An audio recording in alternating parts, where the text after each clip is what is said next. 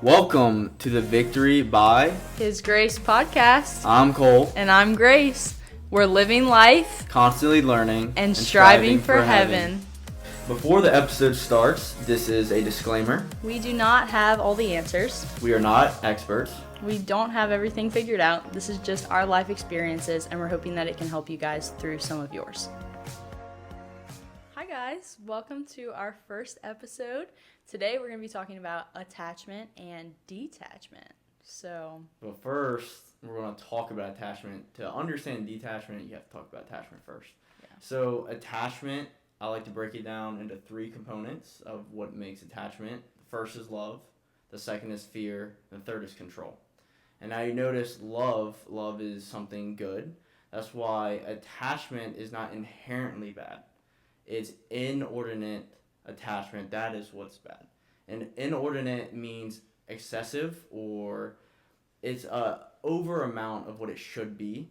So for example, the only attachment we should truly have is to God, and that is because he's infinite. So that's why we can never have an excess of attachment to God.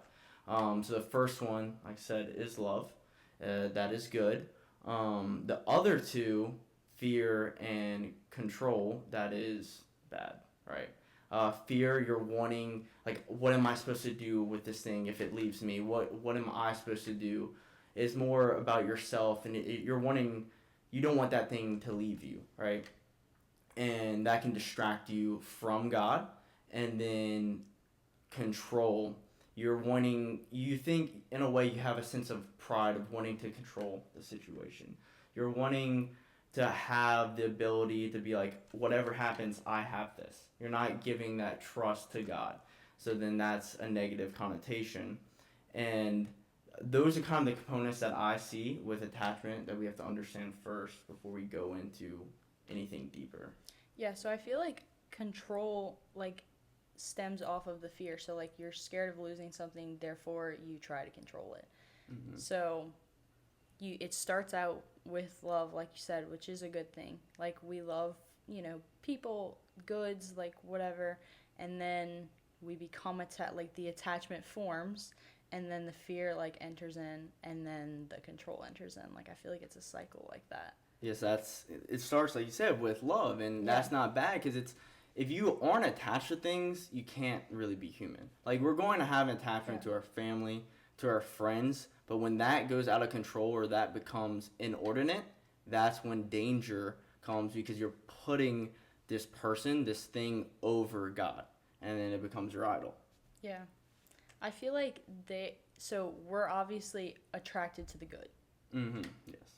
And I mean, a lot of things that I feel in our lives definitely that have been disordered, it started definitely with the good. And so I feel like that's something important to recognize, is that there is good in everything because God created those things. Created goods are goods because God created them, but they're not ultimate goods. And I think we make them ultimate goods, and that's when it becomes disordered. Yes, yeah. Everything, like you said, everything is good because God created it, and you can see that in today's world with everything. There's all types of things that are good for us, but we just misuse them, we mishandle them, and we take away that kind of goodness from God. He's like, I'm giving you this, but you're not using it properly. Yeah. I feel like my biggest thing with attachment, this is by a saint that we will get into later, but she said that attachment is not measured by having things, but by whether losing them affects your peace. And I feel like that was a big thing, that has been a big thing in my life, is that I didn't realize that I was attached to things until I was God humbled me enough to see that it was rocking my peace. And so I feel like that's just a very, I don't know, that hits for me. No, exactly, because you don't realize that you're attached to something. You'd be like, oh, it affects you in a certain way, like, oh, you're happy when you see them, but you're like, Yeah. oh, that's good, like, I'm Yeah. happy when I see them. And then if you don't see them, it's like, oh, like, you can be sad, but it comes to a point where it becomes unhealthy. Yeah. And God, because he's a loving father, he's going to reveal that to you, even though it's going to hurt and it's going to be awful. He's going to have to strip that away for you to realize, hey, listen, I'm your main focus. Like, these things are good, but you're placing them over me. So you will be humbled. Yeah. For you to realize for that. sure. Is there like a specific moment, like when did you like learn that? So I learned this. This actually happened in Mass. I realized I was getting attached to certain people, and it just kept on building up. And in Mass one day, after receiving Holy Communion, Holy Eucharist, I sat back down and I was just in prayer, and the Lord was like speaking to me, and what the voice that kind of just came over me was like, love this person as I have loved you, and how I love, right? And the scene that came to me was when the disciples walked away from Christ, right? Specifically in his teaching of the Eucharist, his disciples turned away and left. And it really made me pause and reflect, like, what did Christ do, right? God is the God of love. He is love, right? And so I feel like in moments with attachment, the main thing is, oh, it's because it's love. Because, like, that's the first component that, like, I talked about was, like, oh, the love aspect. So you're thinking you keeping this person in your life, or, like, you wanting this person in your life, that is love. And so what the Lord did in this scenario was he showed me what true love is and what it is and what it looks like. Jesus, he loves all of us. And when the disciples turned away to no longer accompany him over this teaching, he didn't run after them and be like, wait. Like, and explain it further and try to get them to come back when he had every right to. Like, that's his children, you know? And it was really fascinating that he just let them walk. Because he's not just losing them, like, just then. In a way, if they never follow Christ again, he loses them for all of eternity. So if God is willing to bear that suffering and all that love for them to let them walk away, then I should as well. And so that moment really taught me that there is love in letting go, and just truly loving as God is loved. Like, of course, in a way, I'm still attached to, like, people, and, like, I love them, but I don't let that consume me to the point where it becomes of, oh, what I want, right? It's whatever God wants and whatever he wills. If this person in my life or these people want to walk away, I shouldn't be so attached to them where I won't let God let them go away. Wow, that's deep. Yeah. Yeah, gosh, that is so good.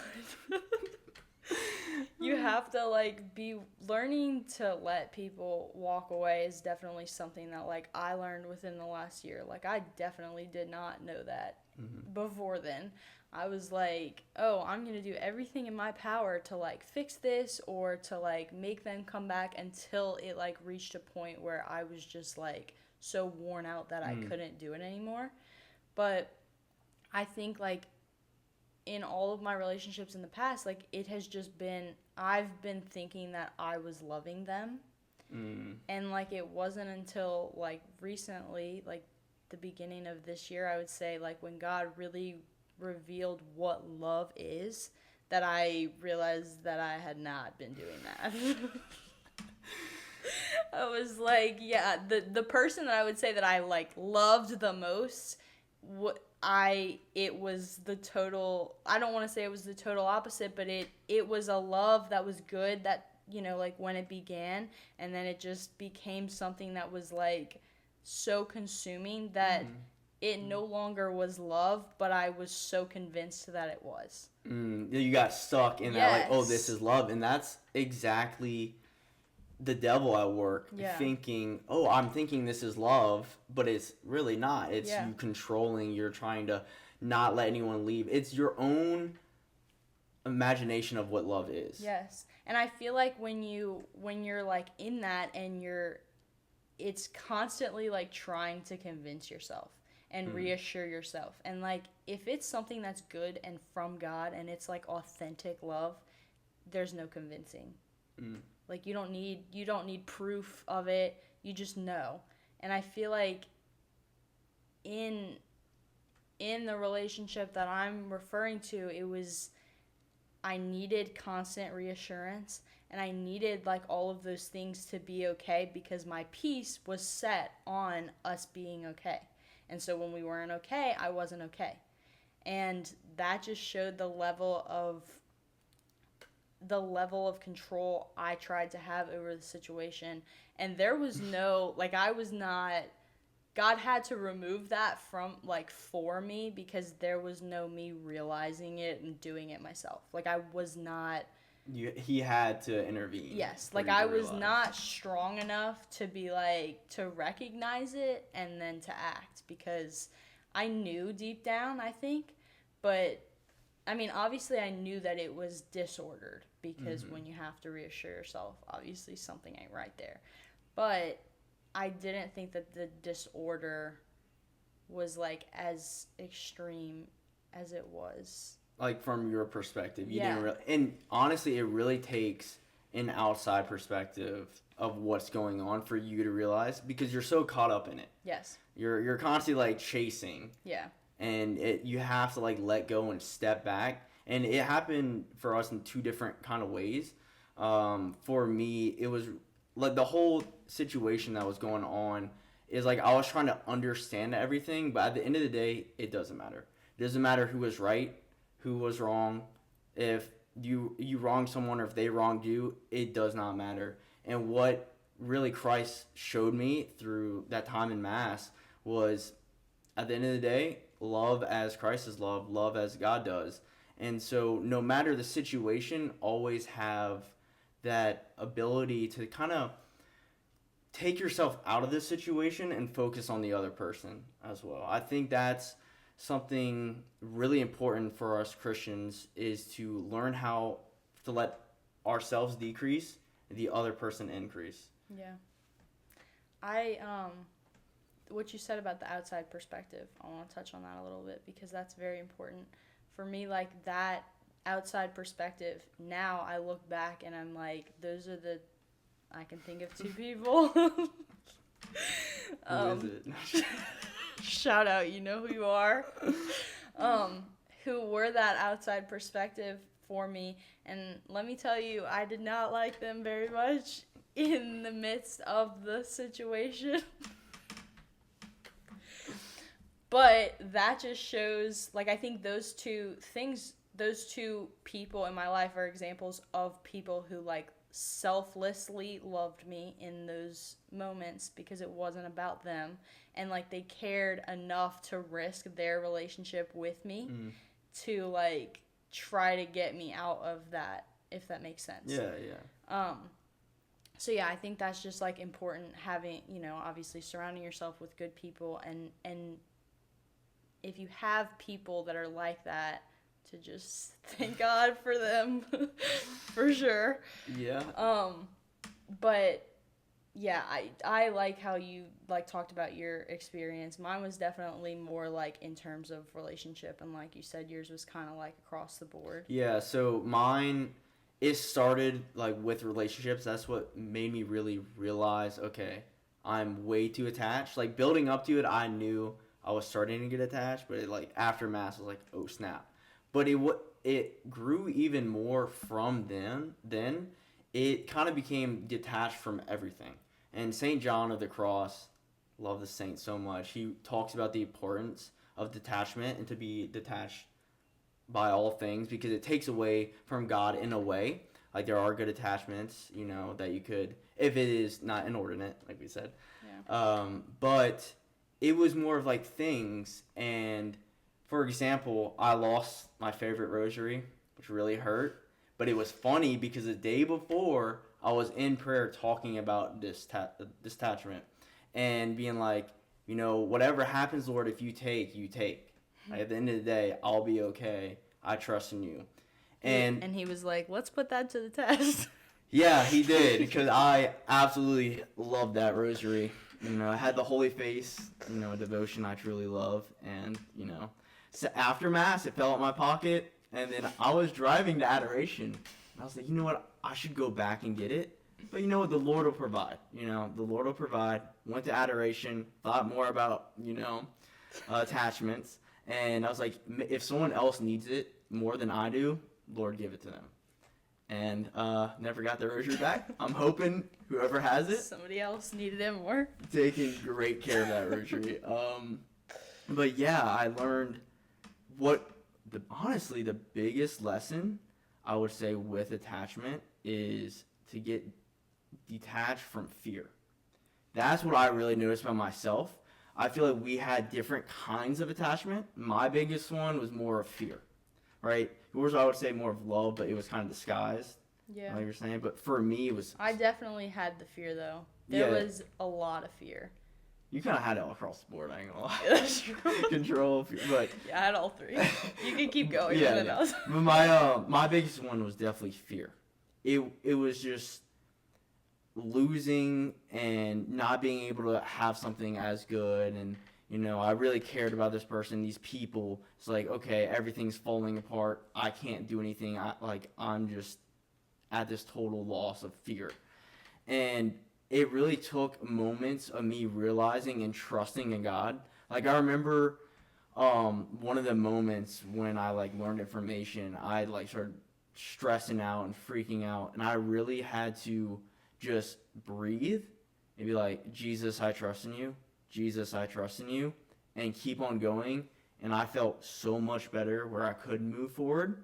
But where I'm at now, in my spiritual journey and my relationship with the Lord, is I can truly say that I don't fear anything. No matter what comes my way, it's like, all right, this happened. All right, what's the next steps? What else can I do? And I'm constantly letting the Lord, take the reins. I don't fear death. If it happens, shucks. And my mom would be freaking out if I said that. Well, she's going to listen, right? Yes, she's going to listen. So she's going to freak out that I said that. But, I mean, that's the motherly instinct. Yeah. But I truly don't fear death in, situations. It's whatever happens, it's up to the Lord. And I'm fully in support of his will. And so it's just letting go of that fear where I can be free. If a bad situation happens, man, it happens. So what can I do about it? I can pray. I can trust in the Lord. And it's just always having that trust, not even fearing hell itself, not fearing anything, but having that complete trust in God. So that's the biggest thing for me. Yeah, I'll say you definitely live that out well. Thank you. Yeah, you're welcome. Let's talk about me having all the problems across the board. Yeah. All right, go ahead. So, yeah, like you said, I definitely had the disordinate love part, and the fear part, I mean, that, you would have asked me what my biggest fear was at the time, and that's what it was. It was losing that person. Everybody knew that. And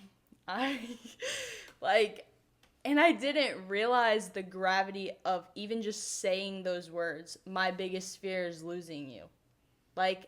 I was just this is a fear. We all have fears, Yeah. It's one of those questions that What's your your biggest fear? Don't tell them. And I feel now I'm definitely at a place where there's nothing, I like to say, there's nothing that can touch me. Nothing can affect me. And I mean, obviously there's levels of that. Things do affect you. It's not just a numbness to everything, but it's just it's a knowledge that no matter what happens, it could suck, but it's gonna be okay. It's that trust right there. Yeah. And I feel so obviously the last, year of my life was, I would say, the hardest just spiritually, mentally, like it was just all hard. And not once did I doubt, like, even in those moments, that it was gonna be okay. Which is interesting because, I mean, I feel like a lot of times people fall into those moments and it's just like, it can never get any better. That's despair. Yeah, they fall in those moments of despair. And I feel like I mean, by the grace of God, I didn't. Like, I just trusted. I was like, you know, this is hard. And it was just like, you know, hey, we had some fun, though. So it's okay. But, yeah, so the fear, that I definitely had that part. That was my biggest fear. And I think when something is your biggest fear, that means it's an ultimate in your life. If you're so scared of losing that thing, that means it's become an idol and it's disordered. Because otherwise you wouldn't. Red flag right there. Yeah. Run. Otherwise you wouldn't fear losing it. Yeah, you won't see it until you see it, though. Like, other people can try to point it out, but you have to really acknowledge it yourself. Yes. And that's the hardest part across the board with everyone. I feel like we all go through experience where we're like, oh snap, everyone else was right, I was wrong. You know, it happens the whole time. Yes.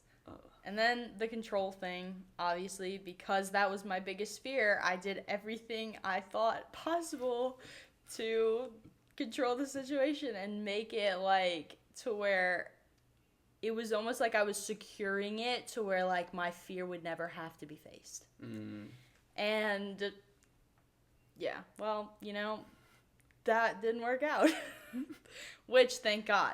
But it's just crazy to be like on the other side of everything and to just see it clearly, because you definitely have to go through experiences and just like live it and then realize it. I do like how you said, so like when you went through all of your experiences and you said you were trying to like get all the answers and stuff, that's very, I don't know, I want to talk about that more, because I feel like that is very like human of us. We want to have all the answers and we want like explanation for everything, but like trusting God and having like true faith is kind of like not. It's kind of like you want to react, like you want to seek out these answers, especially when you're like, this isn't how it happened. Yeah. And so like you want to defend yourself, but no matter how much you defend yourself, you can't, because you're already like, it's already done. And that goes back to like Jesus. Like Jesus didn't chase them. He didn't try to like explain himself. He just like let it be. And that's freaking hard. No, that was definitely the hardest like thing I had to come to terms with, is just doesn't matter, letting go and just dealing with everything that's happening. Like, just, you really got to take on that burden with Christ, because Christ suffered it first, and that's what helped most with me, is like, okay, the Lord has suffered this. Yeah, like he knows. It's not just like I want to explain, I want to sit here and be like, no, like, this is what happened, this is everything that went down. And you feel helpless. That's what it is. It's like, no, like, listen, but you can't have a voice. Yeah. So you kind of just have to take it back for the sake of the other person, right? Because if I did constantly try to explain myself and fix the situation, like grasping onto it, it's just going to make it worse. And so I had to give up myself for the other person to, like, for them to be joyful, and just me be like, okay. Yeah. It doesn't matter. Like, at the end of the day, this is how I'm loving this person. This is how I'm loving these people. Is just to take a step back and just truly be with Christ. And in turn, like, that sets you free, and therefore you can experience joy. Yes. Like, maybe not joy in the sense of, like, happy, everything looks perfect, everything, like, worked out how you thought it would, but joy in the sense that it's, like, you're growing closer to God. Yes, it's a different kind of joy. Yes. It's very, very different, because I think the thing is I feel like past joys are harder to come to terms with, like, once they're gone, than traumatic experience, or like harder, bad events, because past joys, it's like a taste of heaven. Yeah. So you're wanting to go back and have all those good moments and like that taste of heaven. It's like it's good, but with like bad things that happen, you like push them away and like you focus on the good. You focus on the future, but it was so good in the past. You don't want to focus on future because it was so good. Yeah, you want it to still be the past. Exactly. So that's the difference, and we can kind of fall into that trap. So you kind of have, what I found is, in a way, trade a certain type of joy for the joy of heaven. Like looking forward to heaven, right? Okay, I might be struggling in these ways, but my loved ones, the people I love, in this situation, they're joyful. They're happy. And it's like, if I have to take some of that hit for them, I will. It's because that's love. And so it's turning their joy into your joy. And so, like, that's what I found. Yeah, that's good. Yeah. Wow.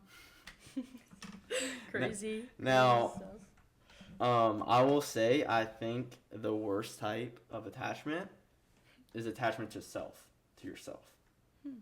And because when you're so attached to yourself, you can't love others. Okay, like define that. Like attached to yourself? Yes. So it's just you wanting things at the expense of others. Like being selfish in a way. Attachment to yourself where, like I want all these good things, and putting other people down. Yeah. If that makes sense. I feel like that one would probably be like easier to not to recognize like in yourself, but to like see, like to what's the word? I don't know what the word is. Like just to determine, as opposed to like to acknowledge, I guess. Yes, yeah. Because that's like blatantly like, okay, if you're blatantly being selfish, like it's... But I feel like, see, this is what I guess I've noticed is they don't realize they're being selfish. Because you should take care of yourself. Yeah. But it comes to the point of it's so internalized. And we're not supposed to be so internalized. We're supposed to give out to others. Yeah. And so when you just focus on yourself, and like we're gonna have these moments where you need to take time for yourself and grow closer to the Lord, but at some point you have to learn to suffer for others and allow certain things not to go your way. Yeah. Because the thing is, if you're always so everything has to go my way, you go back to control, you go back to all these things. And so it's like I said earlier, letting yourself decrease and letting God increase, like finding what would God do in these situations? And honestly, just caring about the other person. I was kind of thinking about this earlier. If Eve, like with the apple, thought, how could this affect Adam? If she had more of a, recognizing the effects it could have on another person rather than herself, then I feel like she would have not eaten the apple. Because she knew the dynamic between Adam and God. She knew the dynamic between her and God. She knew everything. But it was like, this can make me, a god, essentially. And so she ate it, and then she gave it to Adam. Yeah. Instead of going to Adam and being like, hey, this serpent is talking about eating this apple. Like, what do you think? Yeah. Wouldn't that be great if we always thought and then acted? Yeah. It takes time, a lot of time to, realize that. A lot of mistakes. Yes, a lot. But yeah, that is true. I've never thought about that. Yeah, I feel like you truly have to empty yourself out in order for God to use you in the way He wants you to be used. So, like, we have our own idea of who we are, and I feel, for me at least, it's like, I want to do things. Like, I want to do X, Y, and Z. If another person doesn't want to do that, it's like, I just want to be me. Like, I want to do this. I enjoy that. But if I'm with, like, one of my friends, they want to do something opposite. It's like, okay, I'm sacrificing this for them. And so it's like... So that's why you say yes so much. Yes. Yeah, that is true. Yes, but to everybody, it's giving myself to them. Yeah. And at first I'm like, oh, what about me, Lord? Right? But then I realized that is who God is. He gave himself completely for us. So in a way, I'm mimicking Christ in doing those little things. And I shouldn't complain about that. I should be grateful that you have the opportunity. That I have the opportunity and to love my neighbor. Yeah, it's all about perspective. Yes. Like, turning your perspective, like, having that perspective is way more powerful and than being like, I want this, this, and this. Because you'll never be satisfied doing that. But, like, you will be satisfied doing that. Yeah. And you got to think about it, too. Heaven. Like, everything you do on earth is going to have a reaction to heaven. Like all the rewards stored up for your behavior. Yeah. I can't remember it's in Isaiah, but God talks about a garment of sorrow will be turned into a garment of praise in heaven. So, and I kind of just use that as motivation to keep on going forward with the hardships of life, and not to be so attached to the hard things and like getting stuck in my own ways, and just letting God empty me out so he can be inside me and go forward. Gotta learn to love losing. Yes. Yes, you do. That's the answer. Yes. Someone has to lose. Love that saying. But yeah, it's really letting God take the reins in your life. And I feel like that's how you come to terms with detachment, and how like the ways to go about detachment is through really putting yourself, how can I be like Christ? What would Jesus do? Yeah. Genuinely. And just going through life with that mindset.